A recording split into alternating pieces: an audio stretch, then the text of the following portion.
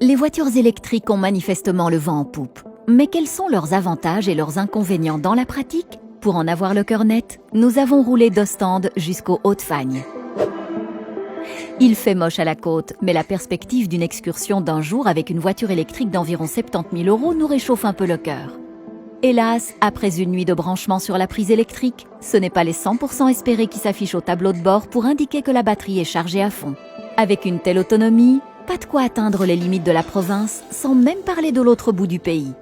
1 heure de charge correspond à 5 km. Il faudrait avoir chez soi une véritable borne de chargement, une wallbox. Ok, en route vers une autre source d'énergie. La borne de recharge rapide la plus proche est un high power charger qui peut donner 300 kW par la grâce d'un câble électrique réfrigéré. Cerise sur le gâteau, le fournisseur néerlandais garantit 100% d'énergie solaire et éolienne.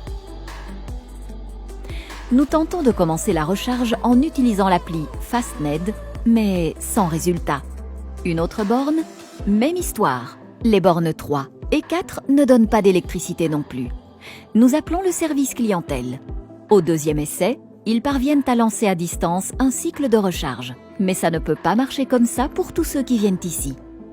La recharge se fait maintenant à vitesse accélérée. La batterie est chargée à 20% en un rien de temps, à une puissance de 150 kW. Après, cela ralentit un peu. Et ce n'est finalement qu'au bout de 50 minutes que nous disposons de 52 kWh, ce qui devrait normalement suffire pour parcourir 370 km. Nous pouvons enfin démarrer. Malgré une bonne brise de mer dans le dos, l'autonomie se réduit comme peau de chagrin dès que nous roulons à 120 km/h. La température hivernale y est pour beaucoup également. Après 91 km à peine, nous avons déjà perdu 200 km de l'autonomie promise.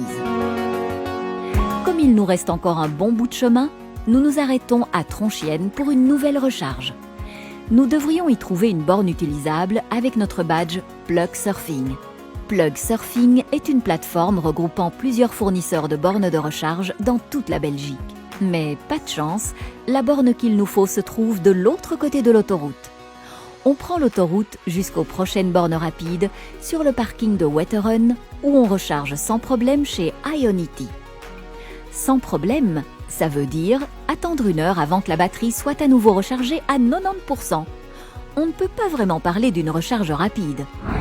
Et la facture n'arrange pas les choses. L'appli Plug Surfing annonce pas moins d'1,04 € par kWh, soit un total de 37,90 € pour juste un demi-plein.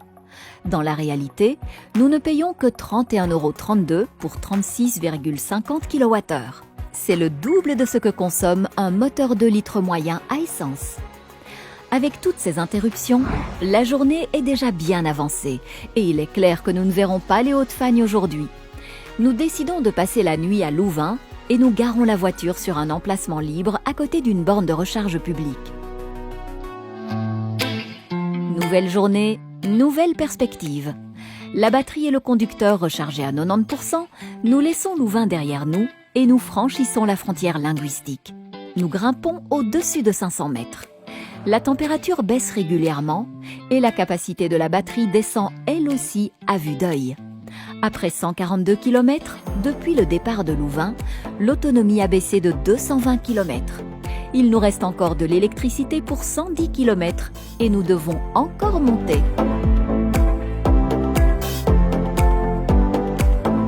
C'est le point culminant géographique de la journée et le point le plus bas pour la température, moins 2 degrés Celsius. Une expédition qui a duré 2 fois plus longtemps que prévu, mais soit.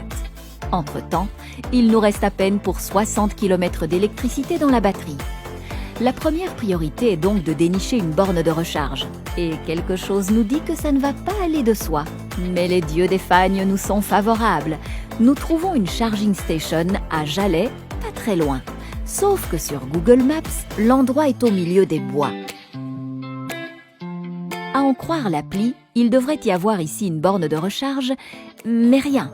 On demande notre chemin et quelqu'un nous indique la station de recharge 500 mètres plus loin. Manifestement, la loi de Murphy s'applique donc aussi dans l'est de la Belgique. Que faire maintenant ? Selon le GPS intégré dans la plateforme Android, il nous restera encore 9% à la prochaine borne de recharge rapide, juste avant Liège, la seule option à bref délai.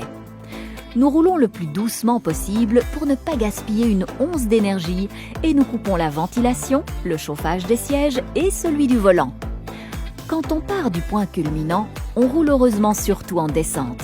Et c'est peut-être ça qui nous sauve. Avec juste 9% dans la batterie, de quoi faire 20 km, nous finissons par arriver. Soulagés d'y être quand même parvenus. Qu'avons-nous appris ? Un long trajet est possible en voiture électrique, mais plus la distance est importante, mieux on doit se préparer.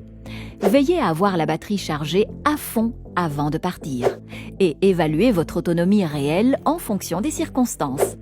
Autoroute et température glaciale jouent contre vous. Ne comptez pas sur une seule station de recharge, mais prévoyez d'autres solutions et à l'achat d'une voiture électrique, informez-vous soigneusement de la rapidité des recharges.